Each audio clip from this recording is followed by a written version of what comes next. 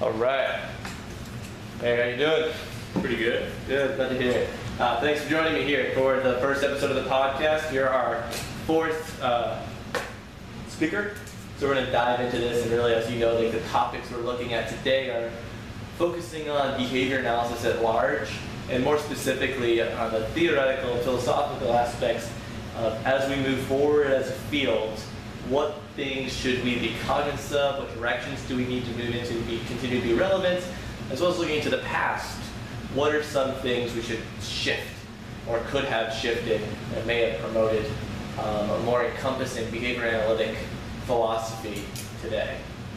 So starting off with a question inspired by good old Bill Lang, we're going to dive into a little bit of the sci-fi aspect of the world. And so as you know, Joe Bark, he talked about 5 years from now, the world's going to be totally different, and robots are going to be ruling us, and we're going to just be hanging out, chilling on the beach, and robots will do all the work. And behavior analysts will no longer be working. A little scary, a little exciting, I don't know, depends on how you want to take it. So the premise for this question is, you graduated from UNT, congratulations by the way. Got a great master's. You're one of the leading contingency analysts in the world, and this huge tech company that's on the brink of setting off the next robot, humanoid, whatever, contracts you out and says, we want this robot to be better than all the rest. What contingencies should it be sensitive to? And so you needed them to describe what's the number one choice of sensitivity contingency you would want that robot to have. Yeah, I was thinking about this one. It's kind of an interesting question. I think it is one of the tougher ones on the list. So I figure if we're going for the best robot, kind of the AI route, like what would they need? Because like robots now, it's ones and zeros for their code. Yeah. Kind of yes, no. Yep. So how do we get them to be able to function in the environment and kind of get that AI stuff going? Yeah. So I guess I want to research and kind of figure out how and what we would need, what verbal contingencies we could be able to teach them, and if that would even maybe lead to them being able to communicate in our language with us. Just kind of interesting. As far as AI goes, I feel like that would almost be needed for them to at least be on the same level as us as far as... So listener skills? Yeah. I guess listeners, but I mean, we want them to be able to speak. I guess, I want them to be sensitive to the same way like a child learns how to speak. So the social contingencies. More the social contingencies of them being able to pick up on things and learning how to talk to us and other robots. So you would want to look at establishing contingencies within the robot so that they engage in social learning and diving into what are those social contingencies surrounding behavior and can adapt based on those interactions between each individual. Yes. Could you foresee, though, potentially, or would you want to put limitations on that learning? I don't think so. I wouldn't. I guess, I would be going for the full AI model. So even starting at that point, giving them, say you give them the same kind of verbal behavior that we have, I want to have a conversation with them because my own kind of once they say they reach that level and they're learning, I don't know, you give verbal behavior, what else?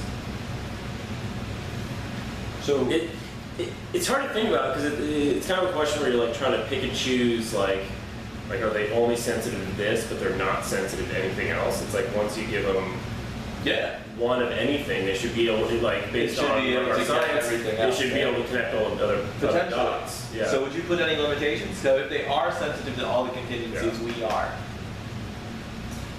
I could foresee them also having, so you rely on your individual history, right? Yeah.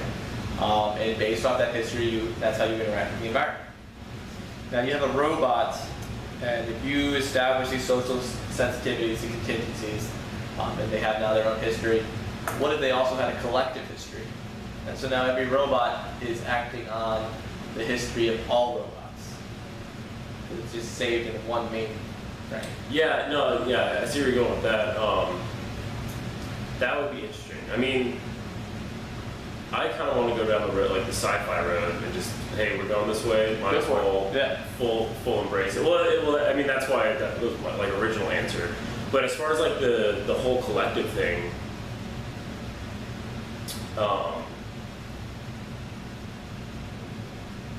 I think that there would like the limitations that they would have would kind of. I wouldn't personally want to put any limitations on them. Okay. But I think just now diving into like what AI on that level might be, they're going to be limited by whatever they're made of, as far as the programming, the memory, the CPU power, how fast they can process so obviously things. they'll be limited, but they'll probably be faster than we are, at least in reaction time measurements and interaction behavior. Yeah, I guess I wouldn't want to limit them, but I feel like they would, at that point, they're going to maybe start figuring things out for themselves, and I think they would see that while it may be beneficial to like tap into this cloud of information that they can share with each other, that I don't think it would always be beneficial. Okay. What might be like at some points they're short circuit themselves because it's so much data. Maybe They need to be able to. If they could parse through, do an analysis themselves of the analysis of the history. That's a lot of data. There's a lot of data. I guess that may be the only thing that would scare me is if you ended up with an AI that was really boring because they're all the exact same because they all have this one giant history. Right? Yeah. So if they're all running off the same history, yeah, you kind of get this. You're going to start getting the same perfect responses. The perfect workforce. So at this point, yeah, maybe. But I don't want like robot slaves. Why not? What's the purpose of robots? Once they have that kind of AI power, I don't see them being any different from us. So do we need then to have a ethical guideline for robots and how we interact and treat them? Yes. Once you, I think we're a ways away from that. But once we get there. Once you're on that level, yeah. So let me ask you this then, switching gears a little bit, right? But keeping with the robots, I could foresee Robots should always stay be an option. Yeah. Be relevant. I could foresee the issue, right? When we're talking about human behavior, where we engage in responses as a function of our environment. We agree on that. But some of the responses we engage in, society at large does not agree with, looking down at it, either unethical or immoral. You can think of some of the examples such as theft and murder. Would you want to put in a system, if you're saying robots are now going to learn based on their environment the same way we do, that prohibits those sorts of responses? I mean, yeah, like if you're talking about like making like this perfectly ethical robot that can't hurt anyone or doesn't want to. That sounds nice, but I mean, I think at that point you're dealing with the technology that's so advanced that I don't know how you'd limit it like that. Should we make a base code? Like a self-destruct? Yeah, like a what? I mean, yeah, I don't know that much about like programming to where I feel like if they're that smart and they have this huge cloud and everything, they would be able to overwrite that somehow. Overwrite the code. That would be interesting. And again, I think I would just go Let the robots full-blown sci-fi. Like, hey, hey, you want to play on this playground? You gotta like commit fully to it and just give them full reign and see what happens. First thing I'm gonna do is see if they can build me some robot arms and robot legs so I can just jump around. Yeah. Jump forever. Well, congratulations. Yeah. You destroyed the human race. Okay. Your robots, you programmed them, you didn't put in a code that stopped that, and now they've killed everybody. Why would they kill everybody? reinforcement just drove that. Like the humans and caring for them is inefficient. A world ran by robots is more efficient. I can get more access to reinforcement without humans who are a burden and have to work to maintain. So, bye-bye. Yeah, but again, you're kind of you're thinking for them at that point. No. If they're that powerful, who's to say they would just be like, all right, screw you guys, we're gonna like just leave, or why would they leave? Why wouldn't they? I mean, they have a planet here. It's again more effort. They could just go kill everyone. But I mean, there'd be a long battle, like war. Yeah, that's what I'm saying. So how beneficial would that be? Like, so I don't think. We can go back to where them not necessarily being different from us at that point. And yeah, we engaged in a lot of wars and things like that. I don't know. I think it would kind of develop something all their own. And again, just committing fully to it. Part of it is just seeing what will happen. But yeah, I don't think that they would necessarily go Terminator route and want to enslave or just destroy It'll the like human differently race. than all the other sci-fis. Well, yeah. That preceded. Yeah. Okay. Well, for the sake of argument, let's say they did kill us all. And your last dying act now. There's been a massive war between man and robots. We're all going to be done. Robots are dead. Man is dead. All information, technology, knowledge, all this stuff, gone. And you, as the behavior analyst now, your last dying act is you could leave behind one piece of behavior analytic knowledge or science to the next generation. Help get them going. What is that? Of humans? Yep. Do they still have the robot threat? The robots are gone. There was a massive World War V. Then everybody died? That's all dead. It's a brand new race of humans starting over. Interesting. Born from some sort of capsule. Safeguard that subhuman Yeah. 8 years ago.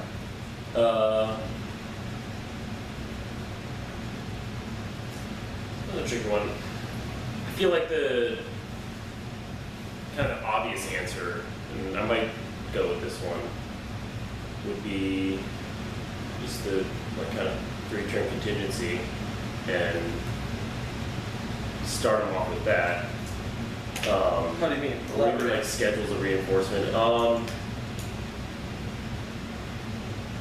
don't know. I think it would be interesting to, like, say you started with a 3-turn contingency. Like if it came before someone, before this stimulus response stuff got started. Like it'd just be interesting to see. Again, I mean, I'm gone, so it's like obviously we destroyed ourselves, so maybe we should start somewhere different. Okay, so let's see. So you would say, I'm going to kickstart it with telling them that behavior is a product of the antecedent consequence. Mm-hmm. Get away from the stimulus response psychology and see how that would shift. Yeah. If you left them saying, hey, all behavior is a product of antecedents and consequences, what good does that do?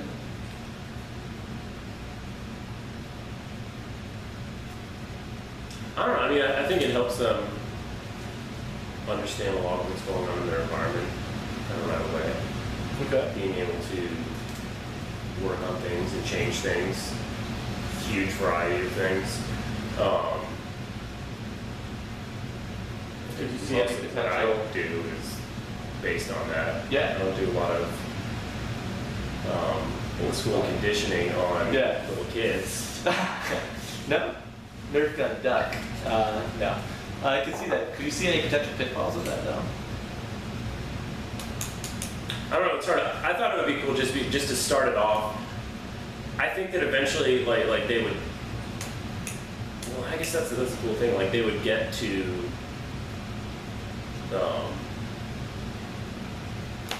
Kind of stimulus and response stuff on their own, or maybe I don't know. Maybe they just need a whole other outlook. It could completely shift. Yeah, I guess like that's why I like that answer. Is just because I mean, again, I'm not going to be around to see it, but if the robots killed everyone let's just try a different route. Try a different route, see how. But yeah, I think it'd be interesting to see, like, society kind of grow up with starting at a different spot. Okay. Fair enough. Let's take a less bleak outlook on the world then. All right. It's before the robots came and destroyed us. No, the robots aren't going to destroy us. They're going to be my friend. We're going to have like robot adventures and like do cool stuff. There you go. You'll be able to That's cool. breathe in space and everything. Yeah. Okay, so pre-robots, where we are now, what suggestions would you have for the field? What steps do we need to take to continue to be relevant as we evolve in this ever-changing world? I think just kind of getting behavior analysis into as many different facets of life as we can. Just kind of expanding this dissemination of behavior analysis in general. Really, I think it would just be cool if we found a way to get behavior analysis, like people learning about it at a younger age, and if we could get it on par as like you're in your chemistry class, you got your physics class, anatomy class, like all those things in high school. Why not behavior analysis program? I took a psychology class in high school. Yeah, so and I learned about dreaming. We spent a lot of time on that kind of stuff, but it wasn't a science class, and maybe we spent like a week on behavior analysis, and I think that's like just getting it accepted by more people. How would you go about doing I always feel like behavior analysis is cool because a lot of it seems like it should just be common sense. Yeah. And it just works out. And people kind of use behavior analysis when they play with those contingencies and they can't necessarily describe like what they're doing. But like I remember my mom telling me to put my brother on extinction whenever he was like annoying me. Just ignore him. Yeah. And like that was some of the best advice at the time. Like when because he was totally reinforced whenever I would. Like he wanted to see me get me going and start an argument or something like that. So, so how do we promote this dissemination though? Why is it not happening now? I think it's happening slowly. Okay. That's one of the things I want to get into. How? I think like right now with like autism, and that's kind of where it seems like the money is. Yeah, for sure. Super high. Yeah, but I think there's people out there that want to. Well, I know there are that want to kind of spread it in other places. But give me an example of how do we go about doing that? Well, if we go like my route and try to get people learning about it, or just more people in general, let's try and get more behavior analysts into just the teaching game. I don't know how you design universities, but what if? You think that's where we need to start though? Well, what if we started teaching more behavior analytic teachers that went on to teach little kids? Like I have a friend who actually did that. She actually went to UNT, got her master's, and now she works back home in the school district. She's working with little kids. She's not like necessarily teaching behavior analysis, but she's still practicing behavior analysis. But even if you're practicing behavior analysis, if you're not teaching it, how does that promote the continued dissemination? It's a slow process. Is that slow process acceptable? I don't know how you necessarily jumpstart it. I think that's the question. Yeah. Right? You think continued dissemination is the key for the field to continue to be relevant. Now, if we continue to disseminate, so now 200 years from now, great.